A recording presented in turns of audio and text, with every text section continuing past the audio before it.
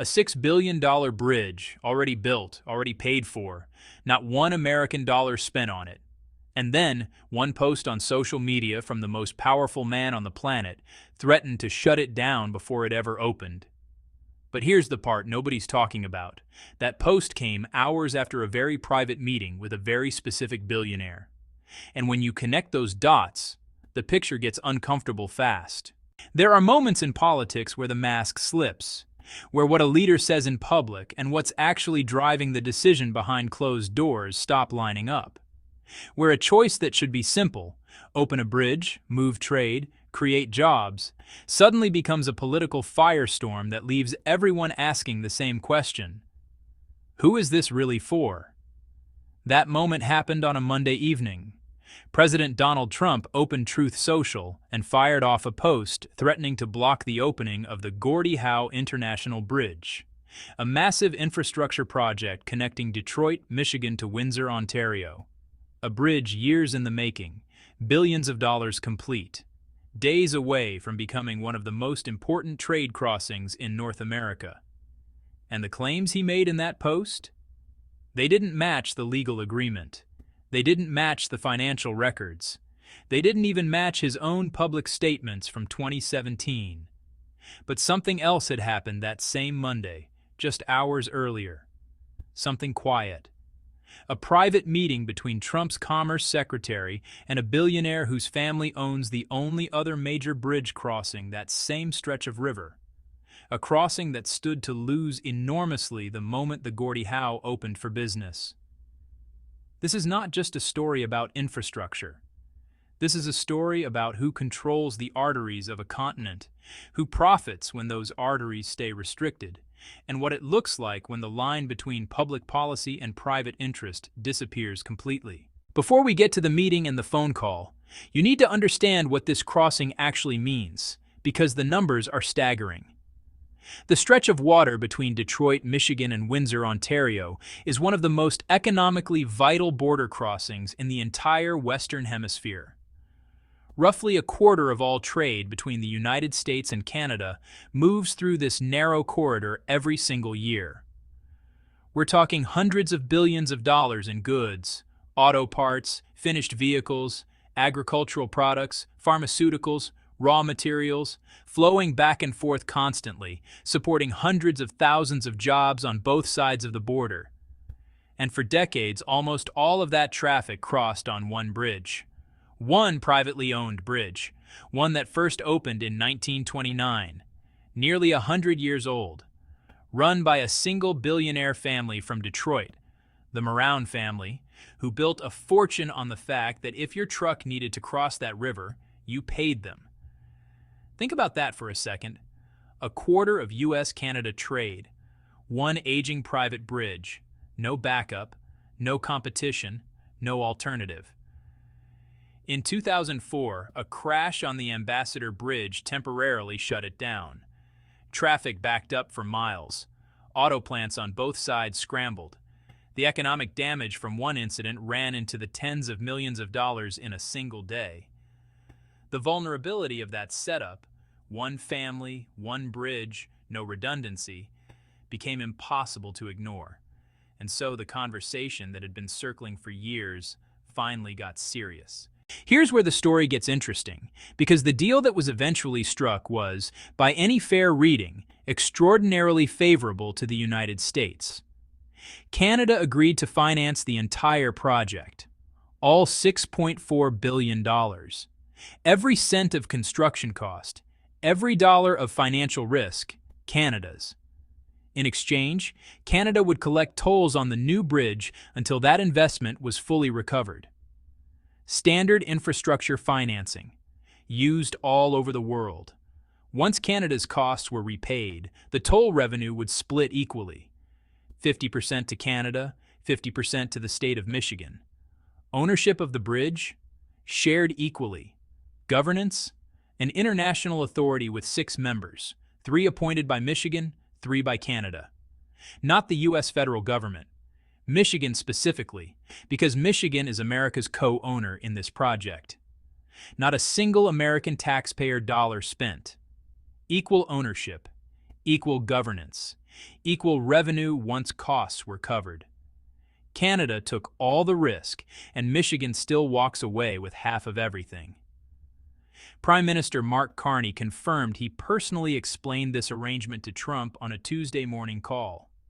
Ontario Premier Doug Ford was blunt about it, separating what he called the fiction from the facts that anyone willing to spend 15 minutes with the actual documents could verify for themselves. But Trump's post said the U.S. had never been compensated, that America deserved at least 50% ownership, that the U.S. should have a say in what crosses the bridge and should share in its economic benefits. Michigan already owned 50% of the bridge. That had been true for years. Now here's where this goes from a political dispute to something much more unsettling. On that Monday, Commerce Secretary Howard Lutnick met privately with Matthew Moran. Matthew is the son of Matty Moran, who built the Ambassador Bridge empire over decades and turned a private crossing into one of the most profitable toll operations in North America. When Matty died in 2020, Matthew took over, and the Moran family's position on the Gordie Howe Bridge had always been consistent. They didn't want it built. According to two people with direct knowledge of events after that private meeting, Lutnick called Trump. The White House declined to comment on the conversation. The Moran family's companies did not respond to press inquiries. And then came the post, a post threatening to block a bridge that directly competes with the Moran family's privately owned crossing, a post filled with claims that contradicted publicly available records, a post that arrived hours after a meeting the public wasn't told about. CNN's senior fact-checker Daniel Dale went through the post line by line. He found what he called important omissions and misleading claims throughout.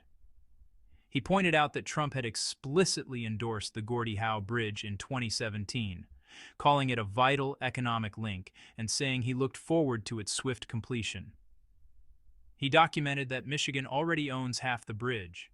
He noted that Canada paid for everything, so the framing of the U.S. not being compensated made no sense. And he explained that the Buy American waiver Trump attacked was issued by the U.S. government itself for legally sound reasons because Canada was carrying 100% of the financial risk. 8 years between Trump's public endorsement and Monday's threat. 0 changes in the actual agreement. 1 private meeting in between.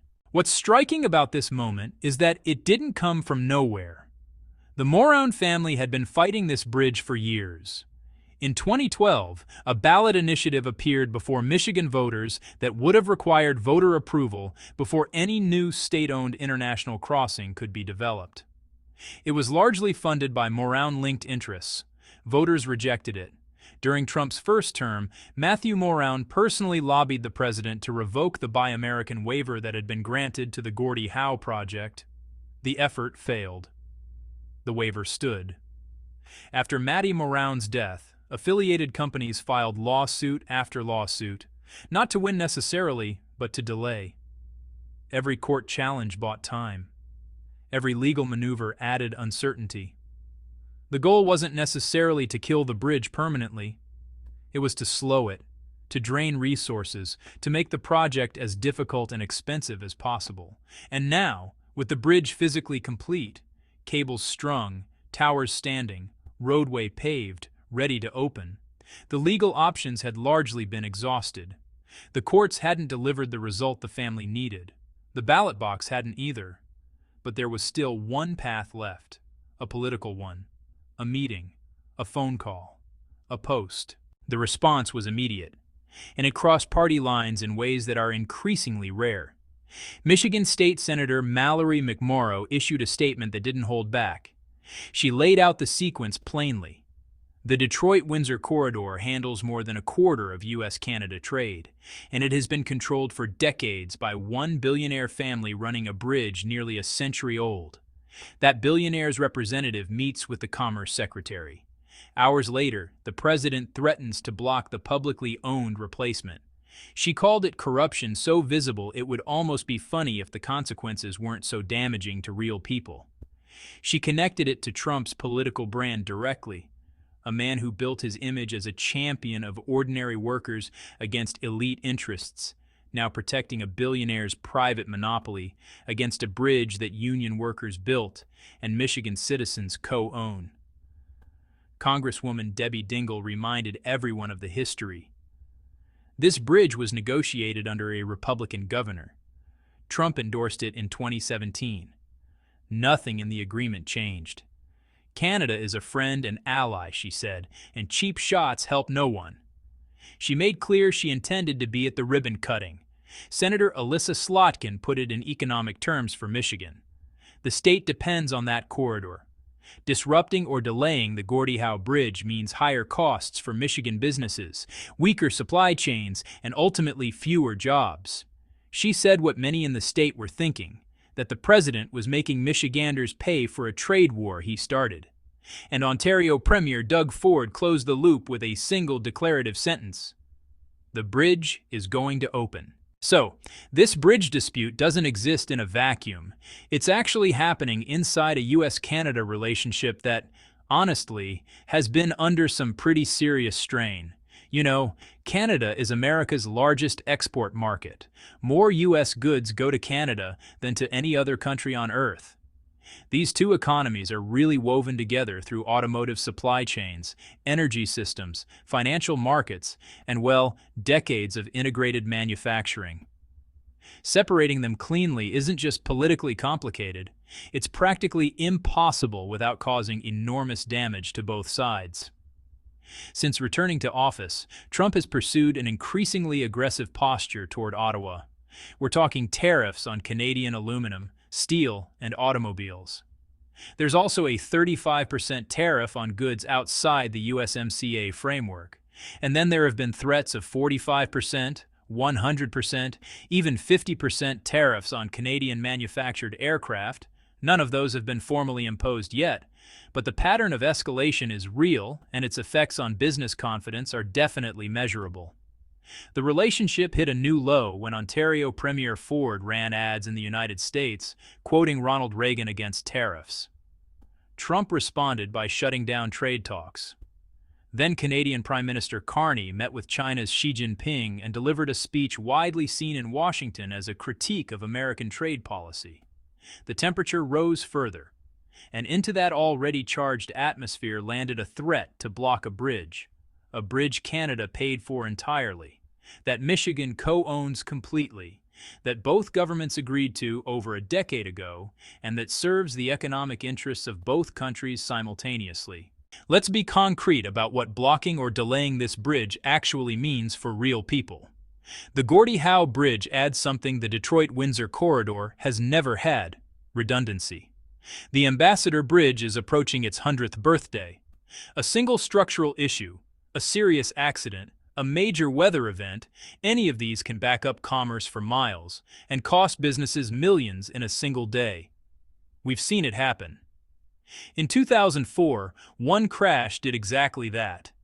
A modern, publicly governed second crossing changes the equation entirely. It adds capacity for the quarter of U.S. Canada trade that needs to move through this bottleneck. It adds a backup when the old bridge needs maintenance or faces disruption. It adds accountability, a publicly governed structure rather than a private family's profit calculations driving decisions about one of North America's most critical trade arteries. For the auto industry specifically, deeply integrated across the border, with components crossing multiple times before a vehicle is finished, this crossing reduces supply chain risk in ways that directly protect American manufacturing jobs. When Senator Slotkin said Trump was punishing Michiganders for a trade war he started, that wasn't rhetorical. Tariffs on Canadian goods have already raised costs for American companies relying on Canadian inputs. Adding infrastructure uncertainty on top of that compounds the damage. And for what? Not for any clear policy gain. Here's the harder question, the one that goes beyond this specific bridge and this specific moment. What does it mean for public infrastructure when a private phone call can apparently redirect presidential attention and trigger a threat to block a $6 billion international project? What does it say about how decisions actually get made? The United States has an infrastructure problem. Everyone across the political spectrum agrees on this. Roads, bridges, tunnels, ports. The physical backbone of the American economy has been underfunded and undermaintained for decades. Every serious policy discussion about America's economic competitiveness eventually circles back to the need for investment in infrastructure. And here is a piece of infrastructure that costs American taxpayers nothing, that Michigan co-owns. That relieves a critical vulnerability in North American trade. That was endorsed by Trump himself.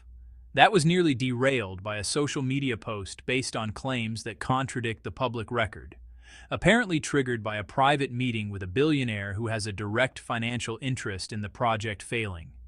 If that can happen here, it can happen anywhere. Any public infrastructure project that threatens a sufficiently wealthy and sufficiently connected private interest becomes vulnerable to exactly this kind of pressure. Public transit, broadband networks, ports. Any investment where a private player decides competition is inconvenient. These aren't abstract questions. They're questions about what democracy actually delivers when the cameras stop rolling and the phones start ringing. A bridge is one of humanity's oldest and most enduring symbols of cooperation. It says that the cost and effort of building connection is worth more than the alternative. The Gordie Howe International Bridge will almost certainly open. The legal agreements are real. Canada's investment is real. Michigan's co-ownership is real. And as Doug Ford made clear, no social media post changes the physical and legal reality sitting on both banks of the Detroit River.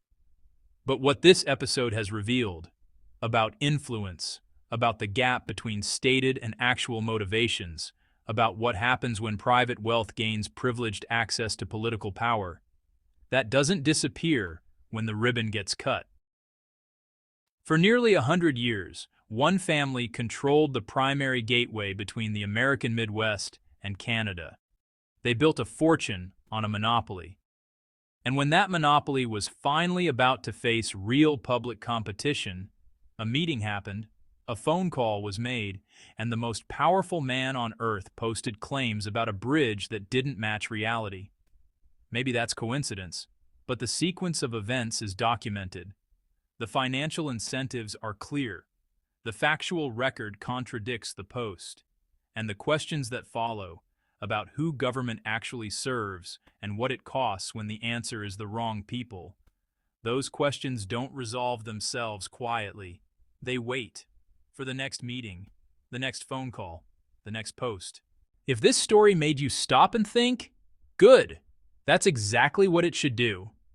We're living in a time when the distance between what power says it's doing and what it's actually doing is shrinking fast. And the only thing that closes that gap is people who are curious, people who ask follow-up questions, and people who refuse to accept the headline without looking at what's underneath it. This channel exists for exactly that reason. No corporate backing, no advertiser agenda, no spin. Just stories told the way they deserve to be told, completely, honestly, and without flinching. If this video added something to your understanding of the world today, share it. Leave a comment. Ask the questions it raised in your own conversations, because the truth about power doesn't spread on its own. It spreads because people carry it forward. We'll keep digging. We'll keep telling these stories, because some bridges connect two countries, and some stories connect the dots that power hopes you never find.